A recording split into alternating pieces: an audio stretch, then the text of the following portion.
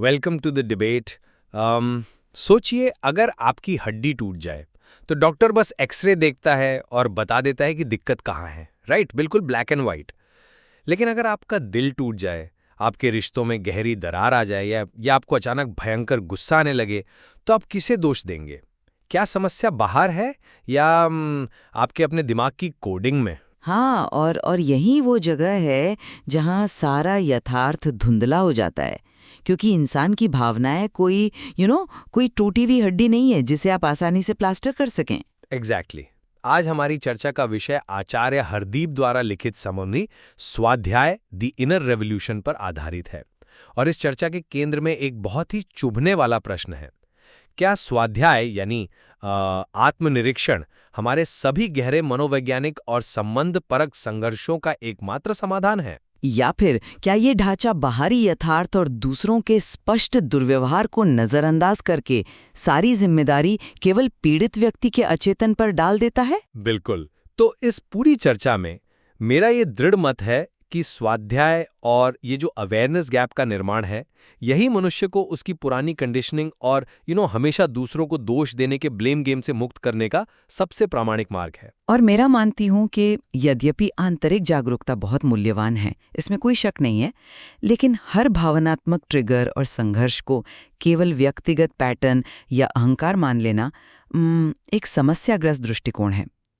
यह स्वस्थ सीमाओं के निर्माण को रोकता है और कई बार व्यक्ति को एक ऐसे लूप में फंसा देता है जहां वो वास्तविक बाहरी समस्याओं का समाधान करने के बजाय बस खुद को ही कोसता रहता है।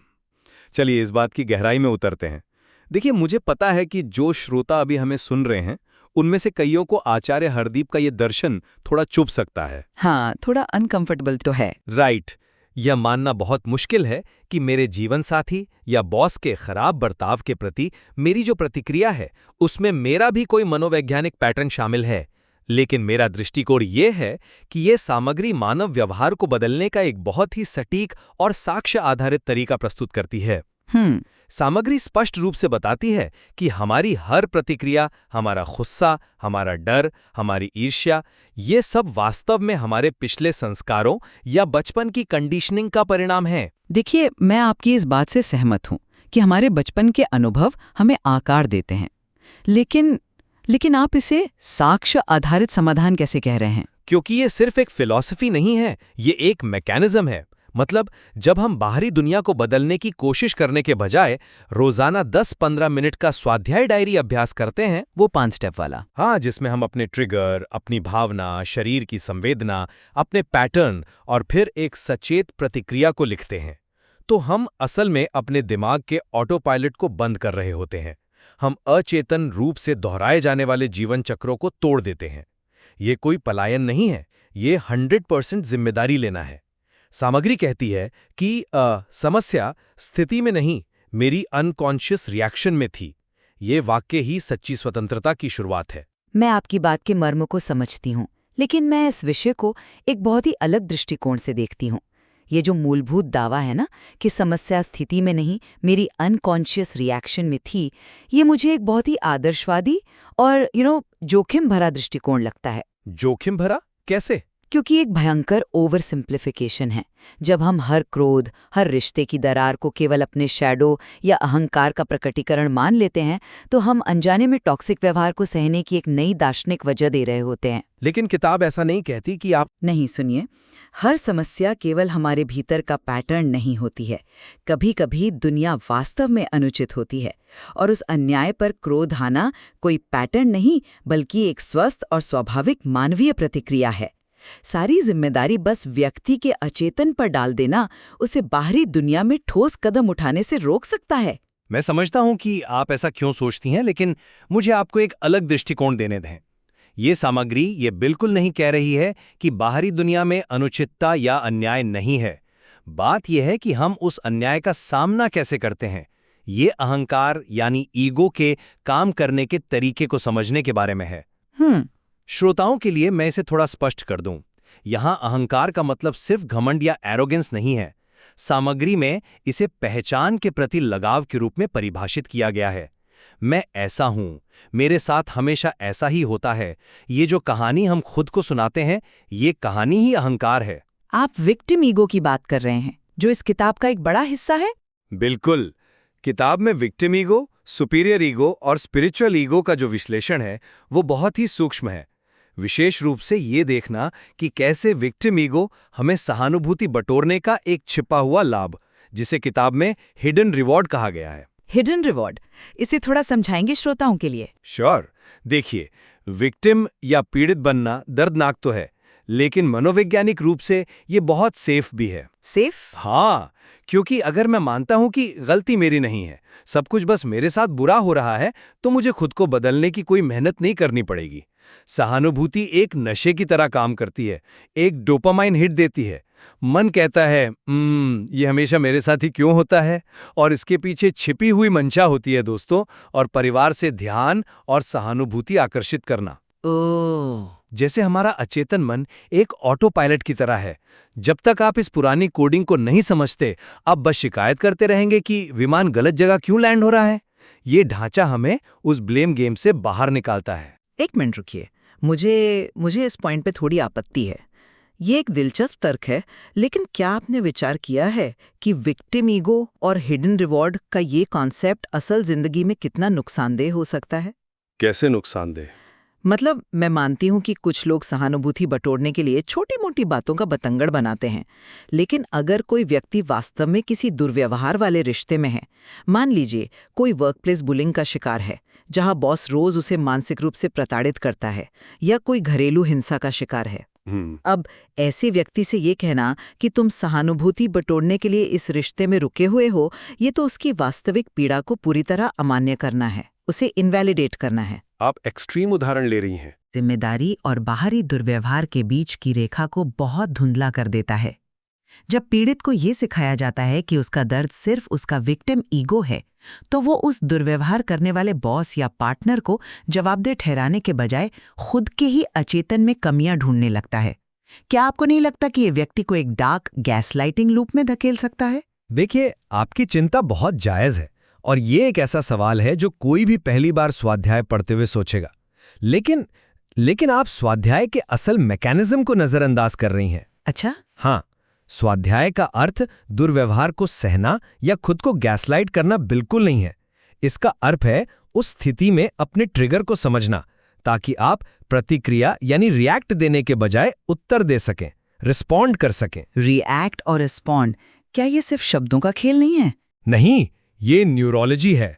जब बॉस आप पर चिल्लाता है, तो आपका रिएक्शन या तो वहां रोना हो सकता है, जिसे हम फ्लाइट रिस्पॉन्स कहते हैं, या पलटकर चिल्लाना हो सकता है, जो फाइट रिस्पॉन्स है। दोनों ही सूरत में आप कंट्रोल में नहीं है, आपका अचेतन डर कंट्रोल में है। स्वाध्याय ये नहीं कहता कि बॉस सही है। स्वाध्याय ये पूछता है कि बॉस के चिल्लाने पर मेरे अंदर इतना पैनिक क्यों हो रहा है।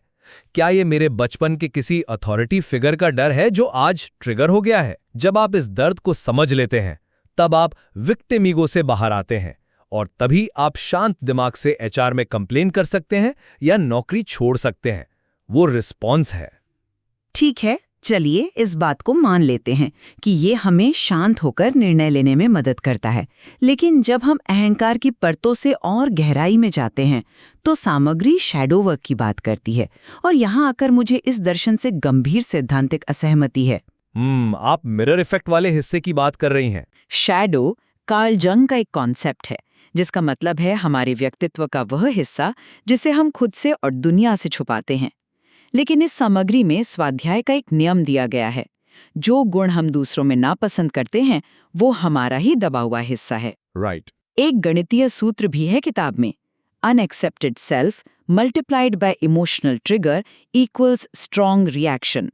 यानी अगर आप किसी अहंकारी व्यक्ति को देखकर अत्यधिक ट्रिगर होते हैं, तो इसका मतलब है कि आपने अपने भीतर के अहंकार को दबा रखा है। बिल्कुल सही।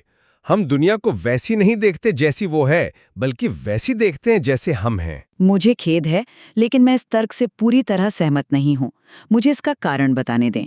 ये एक खतरनाक ओवर सिंप्लीफिकेशन है। थोड़ा रुकिए और सोचिए। आप कह रहे हैं कि अगर कोई मुझे धोखा दे रहा है, या कोई मेरे सामने किसी कमजोर इंसान पर जुल्म कर रहा है और मुझे उस पर तेज गुस्सा आता है, तो वो व्यक्ति मेरा ही मिरर है। देखिए, क्या मेरे अंदर का कोई धोखेबाज या जालिम ट्रिगर हो रहा है, ये बात मुझे हजम नहीं हो रही। आप फिर से बाहरी घटना और आंतरिक अनुभव को मिला रही हैं। क्योंकि वे जुड़े हुए हैं। कभी कभी दूसरों का बुरा व्यवहार सिर्फ उनका बुरा व्यवहार होता है, वो हमारा मिरर नहीं होता। क्या हम ये कहेंगे कि समाज में अन्याय के खिलाफ खड़े होने वाले लोगों का क्रोध सिर्फ उनका अपना शैडो है? क्या आज़ादी की लड़ाई लड़ने वालों का गुस्सा सिर्फ उनके अनएक्सेप्टेड सेल्फ का प्रकटीकरण था? आप कॉन्टेक्स्ट से बाहर जा रही हैं। नहीं, ये दृष्टिकोण व्यक्ति को ये सोचने पर मजबूर कर देता है कि अगर मुझे किसी की स्पष्ट गलती पर गुस्सा आ रहा है तो जरूर मुझ में ही कोई खोट है। आपकी बात अपनी जगह सही है कि हर बाहरी बुराई हमारा दर्पण नहीं है, लेकिन यहाँ आप एक बहुत बारीक अंतर मिस कर रही हैं। किताब ये नहीं कहती कि आप दूसरों की गलतियों को पहचाने ही मत। वो ब्लाइंड एंगर या ओवर रिएक्शन की बात कर रही है। क्रोध गलत नहीं है, अंधा क्रोध विनाशकारी है। तो अंधा क्रोध और उचित क्रोध के बीच की रेखा कौन तय करेगा? अवेयरनेस। और यहीं पर स्वाध्याय काम आता है। मान लीजिए किसी ने झूठ बोला। एक स्वस्थ इंसान सोचेगा, इसने झूठ बोला, मैं अब इस पर भरोसा नहीं करूंगा।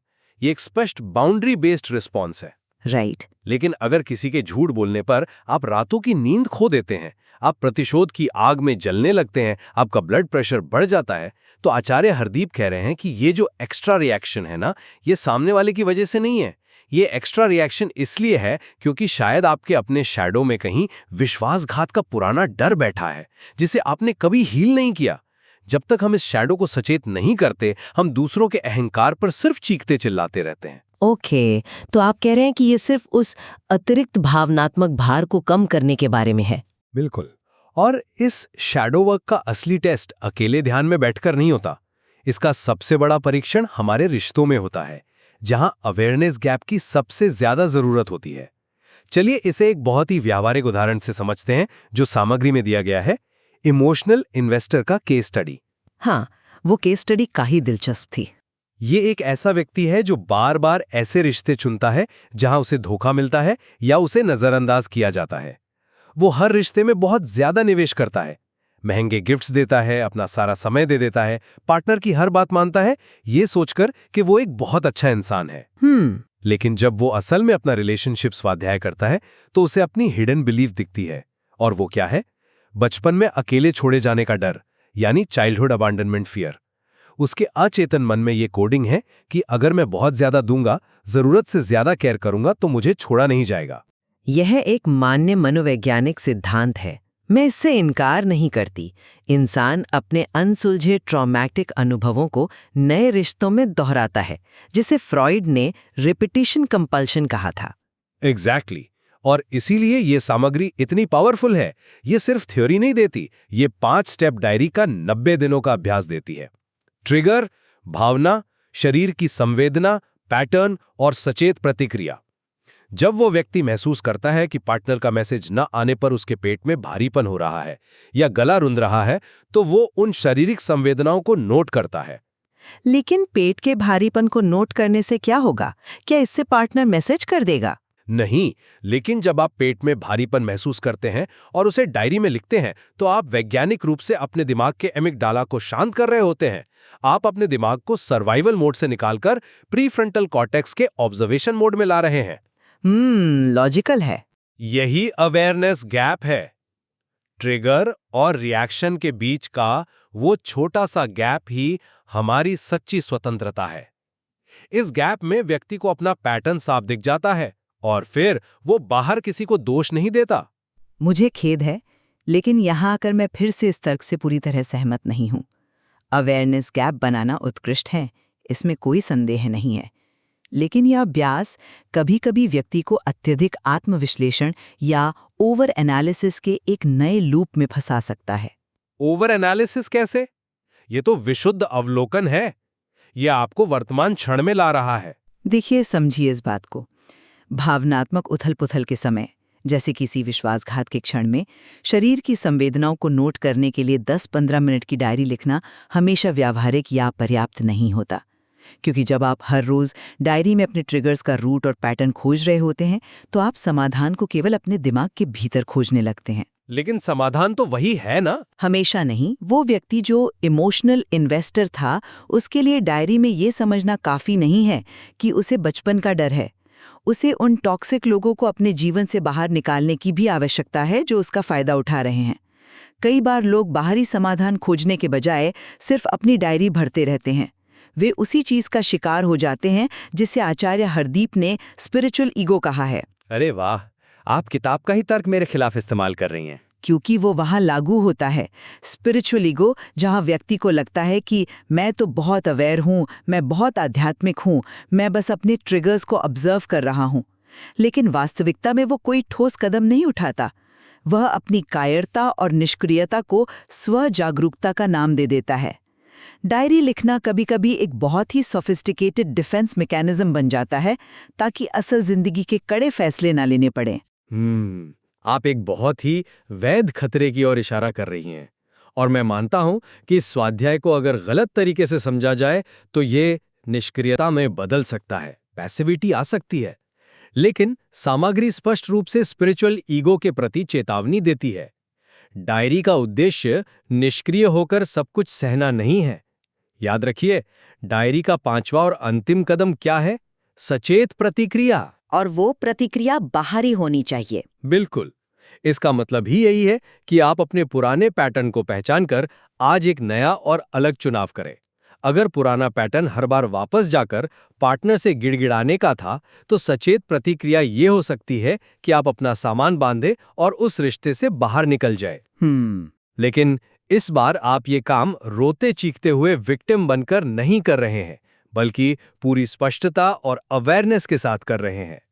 पूरी चर्चा के आलोक में मेरा यह मानना कायम है कि स्वाध्याय एक मूक क्रांति है। ये ढांचा साबित करता है कि जब तक हम अपने हिडन रिवॉर्ड्स और शैडो को नहीं देखते, तब तक बाहरी साथी, नौकरी या परिस्थितियां बदलने से कुछ नहीं बदलेगा। हम बस अलग चेहरों के साथ एक ही दुखद कहानी दोहराते रहेंगे। वहीं मेरा निष्कर्ष ये है कि यद्यपि ये सामग्री भावनात्मक परिपक्वता के लिए एक एक्सीलेंट टूल है, हमें ये याद रखना चाहिए कि जटिल मानवीय समस्याओं का हर समाधान केवल हमारी अपनी कंडीशनिंग के भीतर नहीं होता। वास्तविक दुनिया में आत्मनिरीक्षण के साथ साथ बाहरी सीमाओं का निर्धारण भी उतना ही आवश्यक है। हमें बहुत सावधान रहना चाहिए कि हम स्वाध्याय का उपयोग दूसरों के टॉक्सिक व्यवहार को दार्शनिक रूप से सही ठहराने या पीड़ित को ही अनुचित रूप से दोष देने के लिए ना करें। अवेयरनेस जरूरी है, लेकिन एक्शन भी उतना ही जरूरी है। मुझे लगता है कि इस बिंदु पर आकर हम दोनों इस बात पर सहमत हैं कि बाहरी परिस्थितियां और आंतरिक अवलोकन के बीच एक स्वस्थ संतुलन अत्यंत आवश्यक है। इस बात पर हमारी कुछ असहमति जरूर बनी हुई है कि एक पीड़ित व्यक्ति बाहरी अनुचितता का मूल्यांकन स्वाध्याय के दौरान कैसे करे और कहां पर लाइन ड्रॉ करे। लेकिन यह निर्विवाद है कि आचार्य हरदीप की यह सामग्री बौद्धिक और भावनात्मक विकास के लिए एक बहुत ही गहरा और कभी-कभी असहज कर देने वाला दर्पण प्रस्तुत करती है। इस विषय की परतों में अभी बहुत कुछ ऐसा है जिस पर और भी विचार किया जा सकता है। बिल्कुल, हमने आज कई कड़े सवाल उठाए हैं और श्रोताओं को अब स्वयं ये निष्कर्ष निकालना है कि वे स्वाध्याय के इस दर्शन को, इसके अवेयरनेस गैप और शैडो वर्क को अपने व्यक्तिगत जीवन और अपने बाहरी यथार्थ के बीच कैसे संतुलित करते हैं।